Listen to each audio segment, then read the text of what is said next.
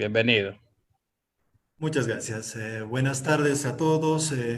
Primero que nada, agradecer al presidente de la comisión, al secretario, por permitirme intervenir. Como hicieron mis colegas, yo voy a un poco desglosar sobre potenciales conflictos de interés que tengo. Yo trabajo para la Escuela Politécnica Nacional en el Departamento de Ciencias Nucleares de la Escuela Politécnica Nacional. Mi sueldo lo recibo de ahí, no tengo ningún otro ingreso. Y como me he formado en universidades públicas en la totalidad de mi formación, entonces, y además trabajo en una institución pública, mi compromiso es para el Estado. Soy un funcionario público, soy un servidor público y como tal es que expreso mis opiniones. Dicho eso, entonces voy a intentar complementar un poco lo que mis colegas han expuesto antes de mi intervención y voy a intentar en la medida de lo posible ser, en honor al tiempo de los asambleístas, lo más concreto posible. Empezaremos diciendo que el dióxido de cloro se usa como desinfectante y blanqueador industrial. Ese es su uso. Se lo conoce hace más de un siglo y abundan los reportes científicos sobre sus propiedades antimicrobianas, entre las que destacan su efectividad contra Giardia, Cristoporidium, dos parásitos que además son muy resistentes a la desinfección con cloro. Este hecho fue maliciosamente distorsionado por promotores del uso terapéutico del dióxido de cloro para convencer a sectores de la población que soluciones acuosas de este gas pueden ser bebidas e incluso inyectadas para prevenir y curar diversas enfermedades. Y en este último tiempo también el COVID-19. Esto es tan absurdo como sugerir que una persona coma jabón para curarse del COVID-19 solo porque se sabe que el lavado de manos con jabón es capaz de inactivar el virus. Lo evidente es que no hay una sola publicación científica que corrobore que el dióxido de cloro puede ser usado en el tratamiento de pacientes con COVID-19 o cualquier otra enfermedad existente. Quiero ser bien claro en esto. No existe una sola publicación científica en sí que se conoce el dióxido de cloro en la que se diga que este desinfectante puede ser usado en el tratamiento de cualquier enfermedad. Ni siquiera el señor Andrés Kalker, entusiasta promotor de este producto, de este desinfectante, que lo promociona para el autismo, para el SIDA, para el cáncer y bueno, hasta donde entiendo, hasta para cualquier enfermedad que exista o surja, fue capaz de presentar un solo artículo científico de su autoría que haya logrado publicar en 13 años en los que asegura ha estudiado la temática. La Administración de Medicamentos y Alimentos de los Estados Unidos, FDA por sus siglas en inglés, una institución enorme, monstruosa, que básicamente es referente en todo el mundo, a la cual no se podría cuestionar por ningún lado de una forma objetiva, ha sido contundente al referirse a la administración de dióxido de cloro como supuesta cura y ha presentado un listado de varios efectos adversos que van desde vómitos y diarreas hasta afectaciones severas como la reducción en el conteo de glóbulos rojos en la sangre, daños al hígado y riesgo de muerte de baja presión sanguínea y cambios en la actividad eléctrica del corazón. Por su parte, la Agencia de Protección Ambiental de los Estados Unidos, la EPA por sus siglas en inglés, estableció 0,8 miligramos por litro como nivel residual máximo de dióxido de cloro en agua. Eso en virtud a que se lo utiliza como desinfectante. El señor Kalker y sus colaboradores proponen la administración vía oral e intravenosa de soluciones acuosas que contienen más de 60 veces el nivel residual máximo establecido por la EPA, lo cual compromete seriamente la salud de los pacientes. En la década del 80, tiempo en el que se llevaron a cabo muchos estudios sobre el dióxido de cloro para verificar si su uso en la desinfección de agua era seguro, se verificó qué sucedía con el dióxido de cloro al ser ingerido. Un estudio en vivo con monos demostró que el dióxido de cloro fue rápidamente reducido en el estómago a cloruro. Después de tan solo 5 minutos quedó el 8% del poder oxidante total, que se atribuía, por supuesto, al dióxido de cloro. Esto es lógico porque el pH del estómago es ácido, con valores de pH tan bajos como 2, por la presencia del ácido clorhídrico. Y el dióxido de cloro se reduce rápidamente a cloruro. No solo no es posible la reacción de disociación con la que se generaría oxígeno en el estómago, que sugiere el señor Kalker, sino que es absurda la teoría que él sostiene sobre que el oxígeno es capaz de pasar las paredes del estómago y llegar al flujo sanguíneo. Además, debe notarse que si hay un compuesto químico que se reduce, debe existir, como decía mi colega que me precedía, debe existir necesariamente uno o más compuestos químicos que se oxiden. Así sucede que las reacciones redox, así sucede en cualquier reacción redox, y cualquier persona que tuvo clases de química en secundaria incluso debería saberlo. ¿Qué podría oxidarse en el estómago? Dadas las características del medio, lo que esperamos es que, bueno, haya una reacción de oxidación con las mucosas del estómago, con nutrientes, con secreciones.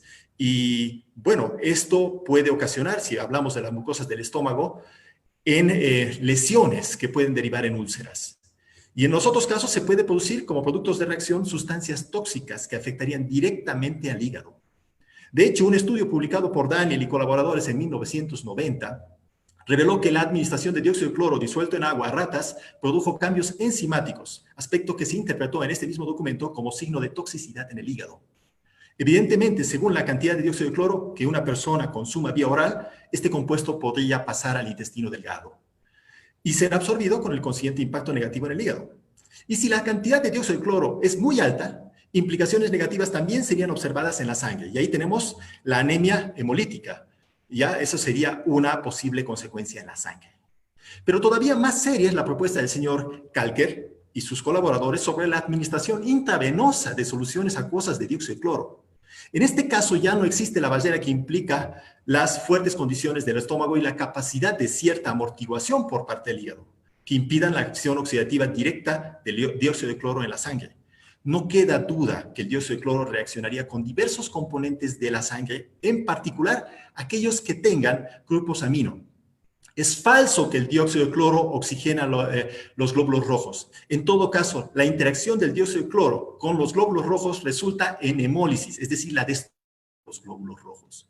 En este punto es importante notar que ese es uno de los efectos adversos del consumo de dióxido de cloro que lista la FDA.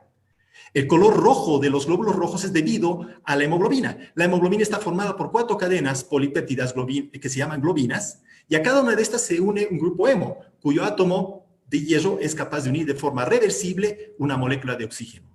Es decir, la hemoglobina de los glóbulos rojos se une al oxígeno en los alvéolos pulmonares y luego los glóbulos rojos transportan el oxígeno a diferentes partes del cuerpo. Es clave la reversibilidad de la unión del oxígeno y la hemoglobina. Esto es posible porque el átomo de hierro en la hemoglobina está en el estado de oxidación +2, es en la forma ferrosa. ¿Qué pasa cuando la hemoglobina entra en contacto con el dióxido de cloro? Eso ya anticipó mi colega, y lo que es conocido y reconocido es que va a reaccionar el dióxido de cloro con la hemoglobina y se va a producir la metahemoglobina. En la metahemoglobina el hierro está con un número de oxidación de +3, está en la forma férrica, y debido a esto se afecta la reversibilidad de la unión de la hemoglobina con el oxígeno. En otras palabras, y hablando simple, la metahemoglobina, que pueda captar el oxígeno en los alvéolos pulmonares, no es capaz de liberar con facilidad el oxígeno. La enfermedad que se caracteriza por la existencia de niveles altos de metahemoglobina se llama metahemoglobinemia. Casualmente, o no tanto, otro de los efectos adversos listados por la FDA. Según aseveraciones del señor Kalker y sus socios en Ecuador, se había administrado dióxido de cloro a personas supuestamente infectadas con COVID-19. Es difícil corroborar la veracidad de tales aseveraciones, pero si se comprobara que efectivamente realizaron ensayos con seres humanos, los competentes deberían tomar acción contra los responsables. Toda prueba de fármacos o tratamientos debe tener autorizaciones y cumplir protocolos muy estrictos, además de estar basados en diseños experimentales muy bien planteados y planificados. Que una persona o varias personas infectadas con COVID-19 hayan consumido dióxido de cloro y se hayan curado no es evidencia de absolutamente nada. Supóngase que se le da a un paciente de COVID-19 un vaso con agua azucarada una vez al día, varios días seguidos, y al final se verifica que este paciente se curó. ¿Debería atribuirse la cura al agua azucarada? De ninguna manera, eso es claro. Eso sería manifestar un desconocimiento de cómo funciona el virus y que mis colegas médicos lo han explicado con claridad. En Ecuador, la mortalidad, del COVID-19 es discutible, se habla de un 7% de acuerdo a datos oficiales. Ya en el mundo el promedio es 5%, pero asumamos un 10%. Si tenemos un 10% de mortalidad, quiere decir que de cada 10 pacientes de COVID-19, uno muere, mientras que los otros 9 sobreviven. No porque exista una cura, no se la tiene aún. Eso mis colegas médicos han sido muy, muy claros. sino porque el sistema inmunológico reacciona y genera anticuerpos que eventualmente permiten a los pacientes curarse. Esos pacientes con COVID-19 que dicen que curaron, no se curaron gracias al dióxido de cloro, sino a pesar del dióxido de cloro. Podemos pensar que el dióxido de cloro, al igual que lo haría, por ejemplo, el consumo de alcohol, en todo caso afectaría al sistema inmunológico y lo deprimiría, y más bien haría que sea más débil el ser humano al combatir el virus, ¿no? Entonces, quiero ser bien claro, esa gente, si es que realmente les han administrado dióxido de cloro, se ha curado a pesar del dióxido de cloro. Debo hacer notar que el dióxido de cloro, a diferencia del agua azucarada, ese es el ejemplo que he dado, es tóxico, una toxicidad conocida y reconocida. Quizás no haya matado aún a alguna persona que lo consumió, pero eso no quiere decir que no exista una toxicidad que se manifiesta en diferentes órganos y que incluso puede generar daños irreversibles. El hecho que una sustancia sea tóxica no implica exclusivamente letalidad. También se refiere a daños en órganos que el paciente luego puede sufrir de forma crónica por el resto de su vida. No puedo dejar de mencionar que las supuestas investigaciones que habían realizado ciertos médicos en Ecuador muestran una dramática carencia de rigor científico. Eso también es evidente para cualquiera que tiene un mínimo de formación científica. No se sabe si hicieron pruebas para detectar si un paciente era positivo o no al COVID. Se mencionó que administraban indiscriminadamente dióxido de cloro a pacientes, sean confirmados como positivos a COVID o no, que tengan síntomas o no. Bueno, yo me pregunto, ¿qué clase de estudio es ese? Solo un ejemplo suficiente para demostrar de manera objetiva la falta de rigor científico y hasta de conocimiento de las personas que habían realizado ensayos con dióxido de cloro. Ellos mencionaron que a las pocas horas de administración de dióxido de cloro, el paciente mejoró la saturación de oxígeno en la sangre. Pues bien, ¿cómo lo habían medido? Ellos mismos explicaron que usaron los oxímetros de pulso, unos dispositivos que se colocan en el dedo de la persona y que reporta el porcentaje de hemoglobina en la sangre y que está saturada con oxígeno. La determinación de la saturación mediante este dispositivo es mediante la medición de absorción de radiación visible e infrarroja. Es una técnica espectroscópica. Eso casualmente yo soy experto en eso. De esta manera se mide indirectamente la cantidad de hemoglobina y se discrimina qué cantidad de este total es hemoglobina saturada con oxígeno. El resultado se expresa en porcentaje. Si bien los oxímetros de pulso son magníficos dispositivos, no le voy a quitar ningún mérito, proporcionan datos médicos valiosos, tienen limitaciones que los mismos fabricantes declaran en las instrucciones. Una de ellas, la aplicabilidad en pacientes con anemia, bajo conteo de glóbulos rojos. La anemia es precisamente uno de los efectos adversos del dióxido de cloro listado por la FDA.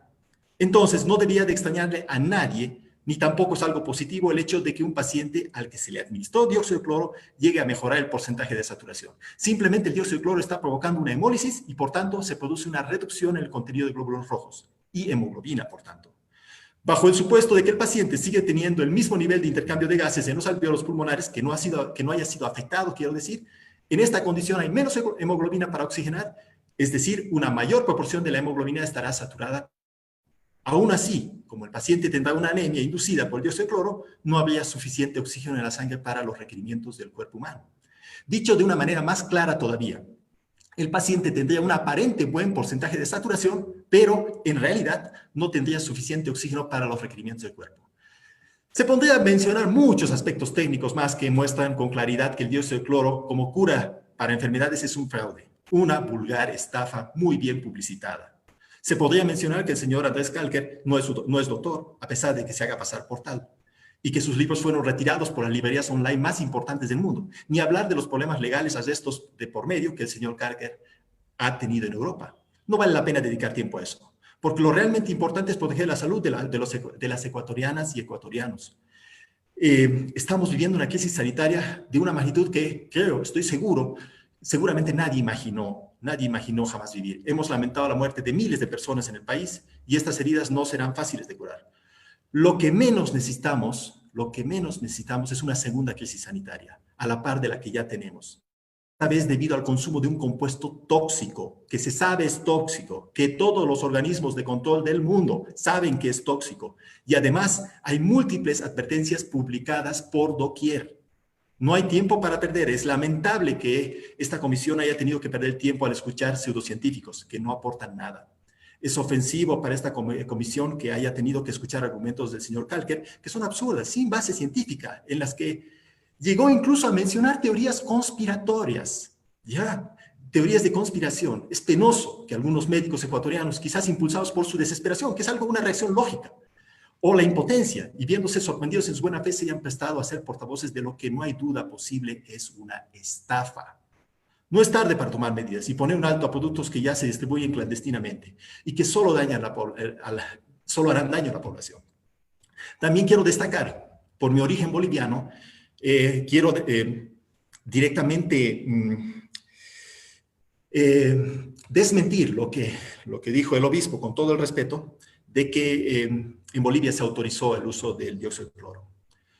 Sucede en Bolivia exactamente lo que sucede aquí en Ecuador. De forma clandestina se está distribuyendo, incluso algunas autoridades seccionales, algunas autoridades regionales están incluso intentando distribuirlo, pero el Ministerio de Salud de Bolivia no lo ha aprobado y no creo que lo vaya a hacer.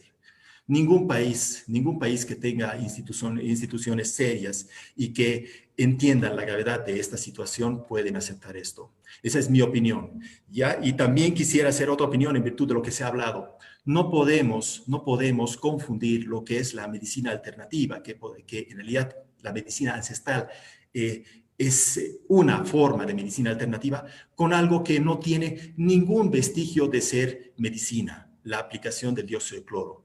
No tiene ninguna base científica, no puede ser considerado medicina.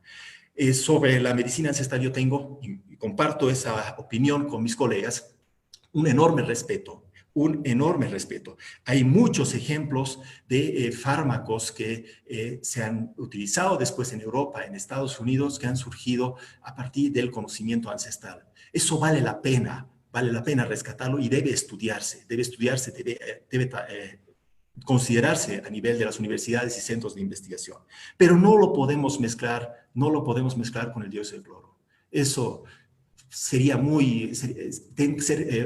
como para decirlo de una manera gentil, eso es pseudociencia, no tiene validez. ¿Ya? Agradezco nuevamente el tiempo que se me ha dado para mi intervención al señor presidente de esta comisión, al secretario y a todos los asambleístas por el tiempo que me escucharon. Muchas gracias.